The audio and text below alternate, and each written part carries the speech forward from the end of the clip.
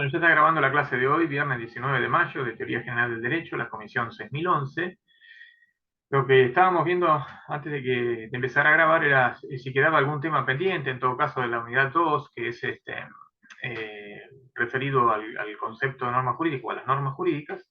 Y me decían ustedes que habían visto con Roberto también la teoría de Kelsen y la de Hart sobre las normas jurídicas, no así la de Austin. Bueno, voy a explicar un poquito la de Austin y, y después pasaríamos a otra unidad del programa, que es la unidad 3, que se refiere al sistema jurídico. En cuanto a norma jurídica, la teoría de Austin pasa por lo siguiente. John Austin, filósofo del derecho y positivista, ya lo vimos, fundador del positivismo inglés en el siglo XIX, cuando vimos historia del positivismo jurídico, define a las normas jurídicas como mandatos emanados del soberano. Las normas jurídicas son mandatos emanados del soberano. Para eso hace falta saber qué significa mandato y qué significa soberano. Un mandato, dice Austin, es una expresión de deseo, pero no cualquier expresión de deseo, sino una expresión de deseo de cumplimiento obligatorio. Y es de cumplimiento obligatorio porque su incumplimiento acarrea una sanción.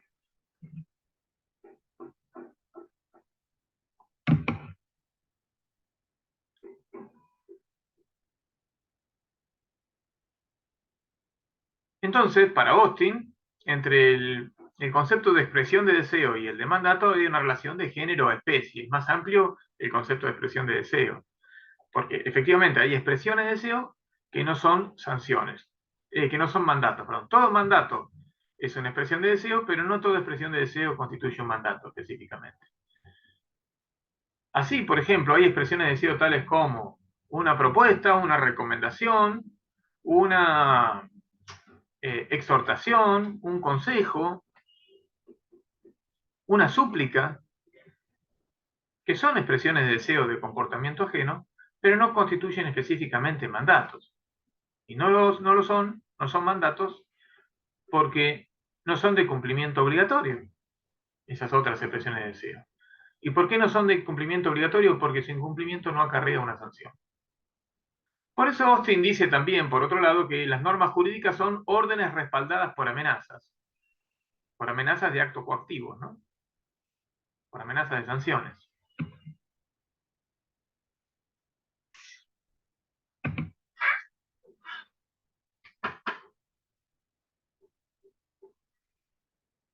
Pero decíamos, Austin define a las normas jurídicas como mandatos emanados del soberano. Por lo tanto, ahora hace falta saber qué es un soberano. Un soberano, dice Austin, es un individuo que en una sociedad tiene el hábito de ser obedecido por todos los miembros de esa sociedad. Y él a su vez no tiene el hábito de obedecer a nadie, ni dentro de esa sociedad, ni fuera de esa sociedad. Es decir, el soberano es un sujeto, un individuo que tiene independencia tanto interna como externa. No solamente no obedece a nadie dentro de la sociedad, sino tampoco fuera de la sociedad. Y dentro de la sociedad esa, en la que manda, todos los demás le obedecen.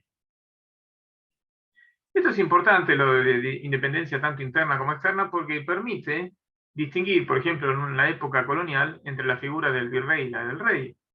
El virrey no es un soberano, porque si bien dentro de la sociedad virreinar tiene el hábito de ser obedecido por todos los miembros de esa sociedad, y él dentro de esa sociedad no obedece a nadie, sin embargo, fuera de esa sociedad obedece a alguien más, que es al rey. Por lo tanto, no tiene independencia externa, y por lo tanto no es soberano. El que es soberano en ese caso es el rey. ¿Se entiende? Julián, una pregunta. ¿Sí? Es decir, este soberano, ¿emanado de dónde?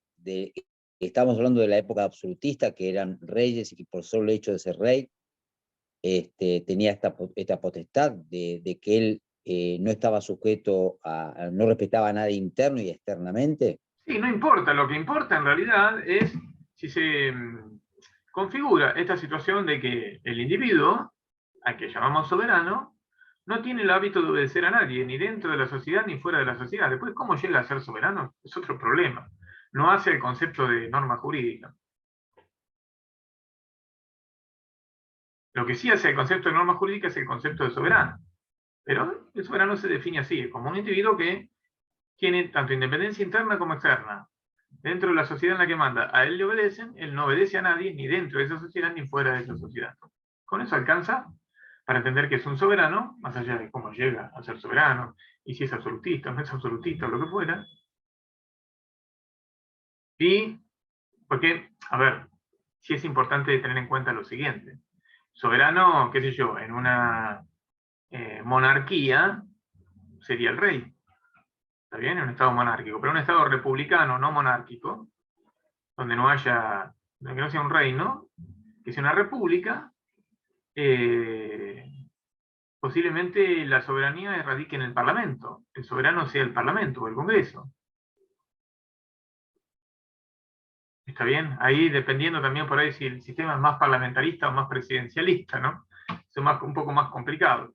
También podríamos decir, obviamente, que el soberano es el pueblo, pues si se trata de una república, pero además, en definitiva, de una democracia, gobierno del pueblo, podríamos decir en última instancia que el soberano es el pueblo. Pero más allá de eso, como el pueblo no gobierna ni delibera, sino a través de sus representantes, una democracia representativa, eventualmente podríamos decir que el soberano es en ese caso entonces el Parlamento o el Poder Ejecutivo, qué sé yo. Ya es más difícil en una república porque hay división de poderes, no hay un poder único, donde podemos ubicar exclusivamente a la figura del soberano. Ahora la figura del soberano está repartida, también puede ser. Sí, por eso no entendía ese poder tan absoluto que él hacía, o no obedecía ni lo interno ni lo externo, Claro, lo que pasa porque es yo que pensaba que había encaja una división de más poderes. fácilmente o se puede identificar más fácilmente la figura del soberano en un rey, en un reino, en una república, en un estado monárquico, en la figura del rey, y eso que, bueno, el Parlamento en el Reino Unido tiene mucha relevancia, obviamente, pero no deja de ser una monarquía. Se habla a veces de monarquía parlamentaria, ¿no? Porque esta mezcla de república y monarquía, en realidad no es una república, es una monarquía, pero una monarquía se dice constitucional o parlamentaria. Es decir, es una monarquía, pero que debajo del rey funciona igual un sistema de división de poderes, ¿no?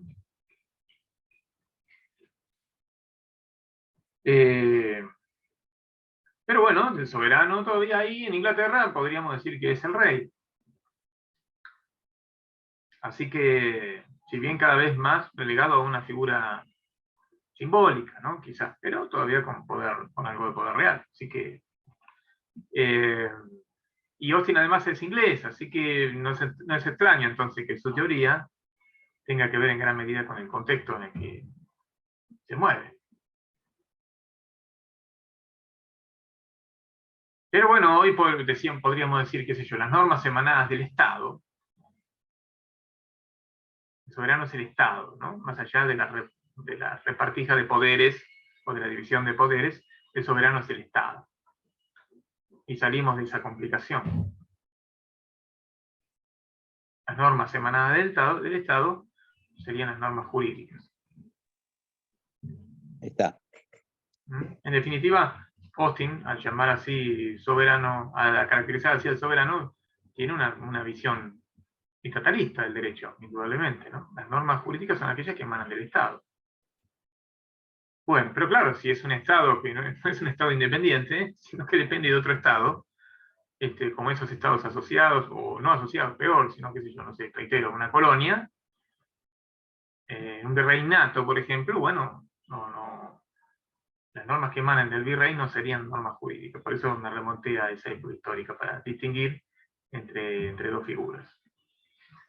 Bueno, entonces, sigamos.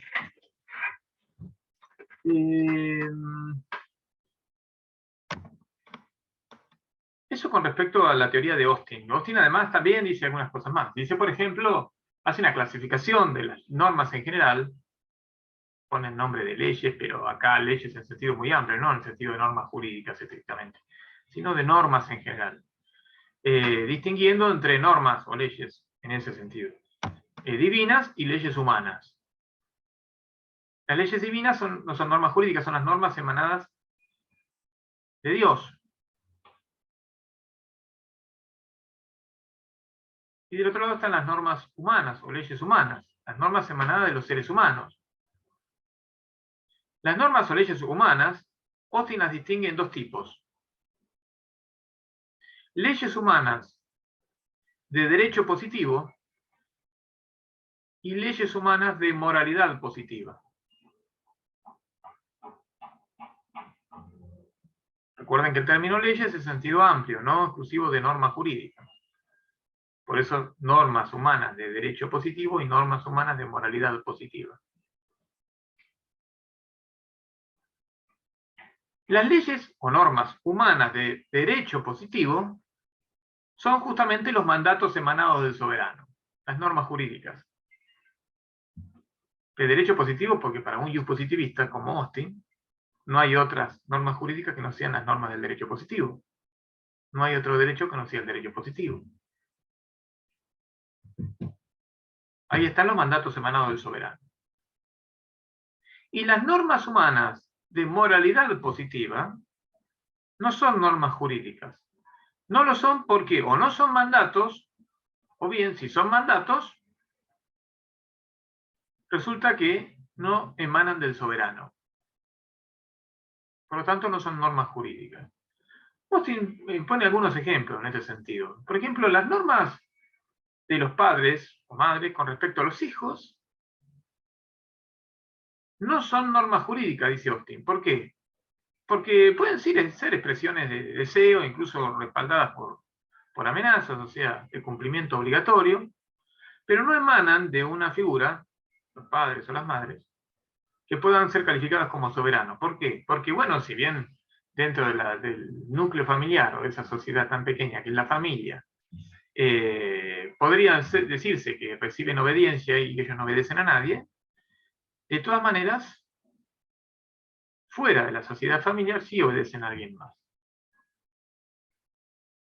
Por lo tanto, no son soberanos y por lo tanto esas normas, las órdenes de los padres con respecto a los hijos, no pueden considerarse normas jurídicas. Otro ejemplo que da Austin es el de las normas de lo que hoy llamaríamos sin demasiado inconveniente de derecho internacional. En el derecho internacional es cierto que las normas jurídicas del derecho internacional, en tanto regulan las relaciones recíprocas entre los estados, está regulando relaciones entre entes, figuras, los estados, que se encuentran en una situación de paridad, los unos con respecto a los otros, en ese ámbito, en el ámbito internacional. No puede decirse, al menos en términos formales, que haya un estado que dependa de otro, o que obedezca a otro. Por consiguiente, allí no hay soberano en el ámbito internacional, en las relaciones entre los sujetos del derecho internacional que serían los estados.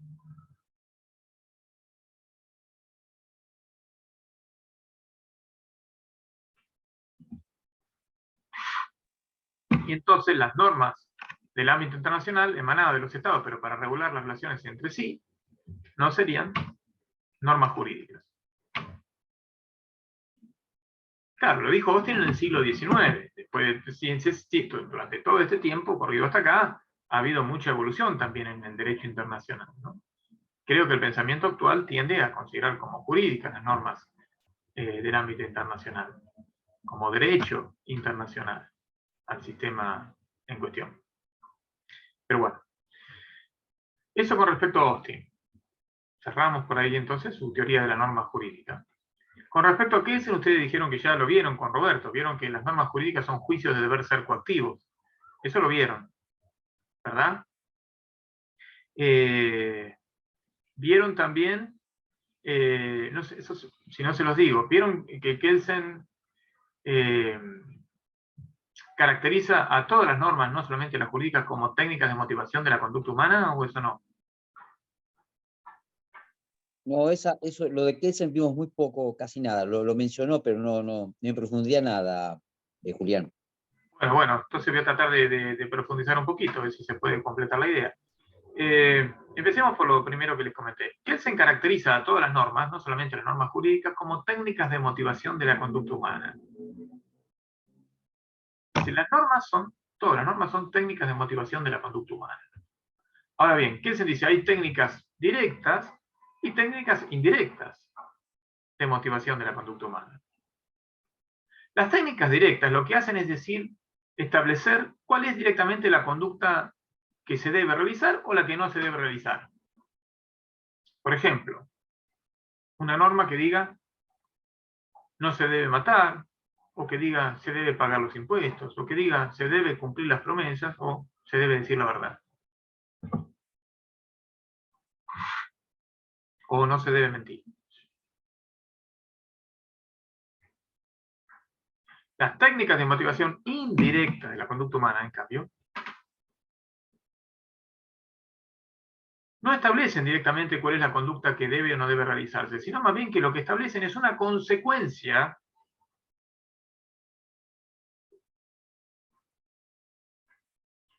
para la conducta que debe o no debe realizarse. Si se trata de la conducta que no debe realizarse, es decir, de la conducta no deseada por el orden jurídico, entonces la consecuencia es un castigo. Si se trata, en cambio, de la conducta que debe realizarse, es decir, la conducta deseada, entonces la consecuencia es un premio. Pero siempre se motiva la conducta humana no directamente, no diciendo cómo debe comportarse el ser humano, sino estableciendo una consecuencia para el caso de tal o cual comportamiento. Técnica de motivación indirecta de la conducta humana. ¿Se entiende? Bueno. Dice que las normas morales, por ejemplo, son técnicas de motivación directa de la conducta humana. Establecen directamente cuál es la conducta que debe o no debe realizarse. Una norma moral diría, por ejemplo, se debe cumplir las promesas o se debe decir la verdad o no se debe mentir.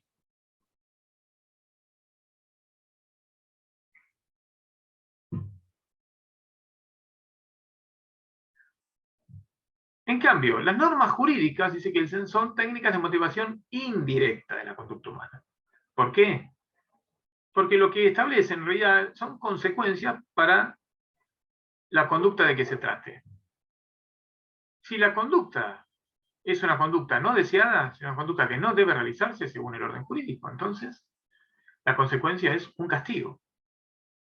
Si en cambio se trata de la conducta que según el orden jurídico debe realizarse, es decir, la conducta deseada, la consecuencia es un premio. En general, las normas jurídicas operan mediante castigos, más que mediante premios. Las consecuencias que normalmente establecen son castigos. Se refieren a la conducta no deseada y establecen como consecuencia un castigo. Pero hay ejemplos también, porque el ejemplo de establecer como consecuencia un castigo lo tenemos en muchas normas porque, reitero, así sucede con la mayoría de las normas jurídicas. Operan mediante castigo. Pero si quieren buscar un ejemplo típico, el artículo 79 del Código Penal argentino, que dice que matare a otro deberá aplicársele una pena, castigo, de prisión de 8 a 25 años. Prisión o reclusión. ¿Está? Ahora, a veces también, en lugar de establecer castigos, se establecen premios en las normas jurídicas. Por ejemplo, la Ley de Protección Integral de los Derechos de las Personas con Discapacidad establece que aquellos empleadores que contraten para su personal personas con discapacidad, que empleen personas con discapacidad, entonces tendrán ciertos beneficios impositivos, que la propia ley menciona cuáles son. En ese caso, motiva la conducta humana mediante un premio y no mediante un castigo. ¿Se entendió? Bueno, y que se agrega también que las normas religiosas son, al igual que las jurídicas, técnicas de motivación indirecta de la conducta humana. Pero A diferencia de las jurídicas, el premio o el castigo que establecen no pertenecen a este mundo, sino al más allá. Son, concretamente, el cielo y el infierno. Si te portas bien, vas a ir al cielo. Si te portas mal, vas a ir al infierno.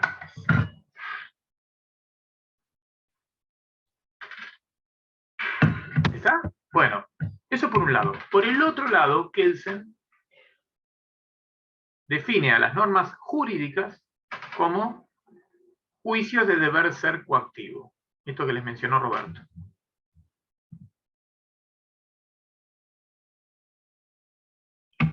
¿Qué es un juicio de deber ser coactivo? No sé si Roberto lo alcanzó a explicar o no, si lo entendieron. Por las dudas, a riesgo de ser redundante, lo digo, a ver qué les parece. Vamos a desmembrar esto. Juicio de deber ser coactivo. Un juicio es un enunciado lingüístico. Las normas jurídicas, en definitiva, son enunciados lingüísticos.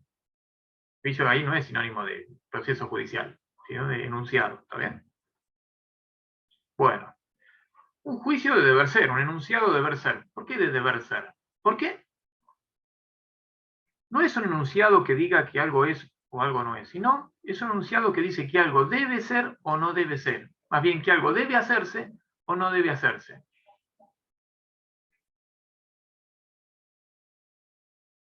Por eso es un juicio de deber ser. Una norma jurídica no dice, por ejemplo, qué sé yo, si alguien mata, entonces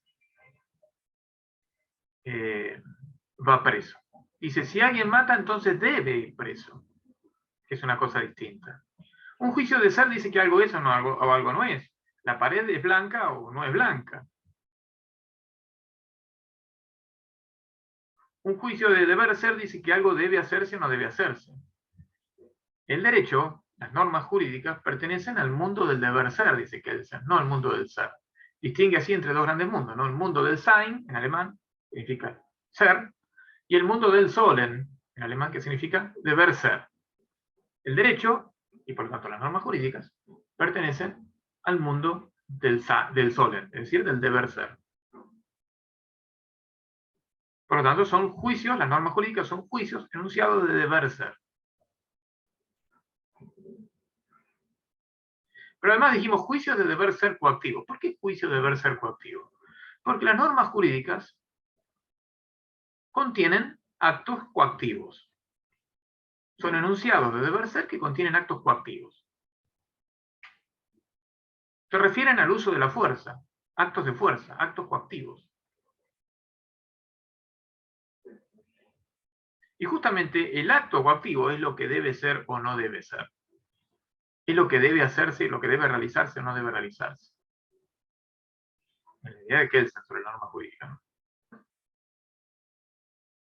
Ese acto coactivo es específicamente una sanción. Después vamos a ver que toda sanción es un acto coactivo, pero no todo acto coactivo es una sanción. Bueno, los actos coactivos en los que Kelsen se refiere son las sanciones.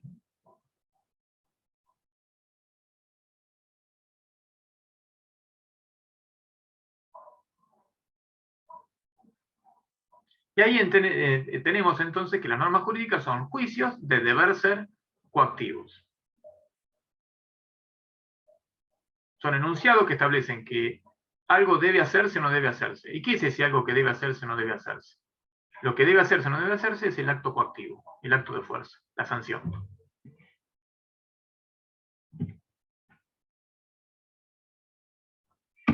Vamos a decir algo más. Para Kelsen, además de ser juicios de deber ser coactivo, las normas jurídicas, al menos, más bien, las normas jurídicas de alcance general, como son las leyes o los reglamentos, o las normas constitucionales, o los tratados, es decir, la mayoría quizás de las normas jurídicas, y las más importantes dentro del sistema jurídico para Kelsen, son estas normas generales de alcance general, a diferencia de las normas de alcance particular, que son, por ejemplo, las sentencias o los contratos. Entonces digo, las normas generales, las normas jurídicas de carácter general, o de alcance general, son juicios hipotéticos de deber ser y coactivo, todo eso junto también, ¿no? Pero digo, además de ser juicios de deber ser coactivos, son además juicios hipotéticos. Estas normas, específicamente las normas generales, pero reitero, son las normas, quizás la mayor cantidad de normas y las más importantes, sobre todo dentro del sistema jurídico, las normas de alcance general. ¿Qué significa juicio hipotético? Un juicio hipotético es un juicio sujeto a una condición, un juicio condicional. Se distingue así entre juicios hipotéticos y juicios categóricos. Los juicios categóricos no contienen condiciones, no están condicionados, no están sujetos a una condición. Los juicios hipotéticos sí.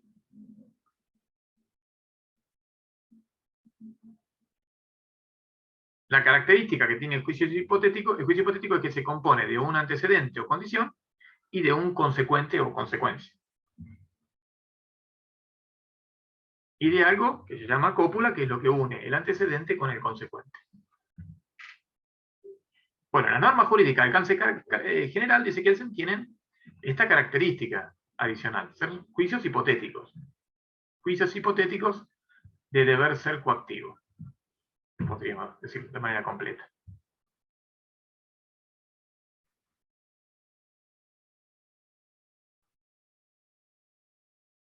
Y la forma típica de una norma jurídica así es la siguiente. Si A, entonces debe ser B,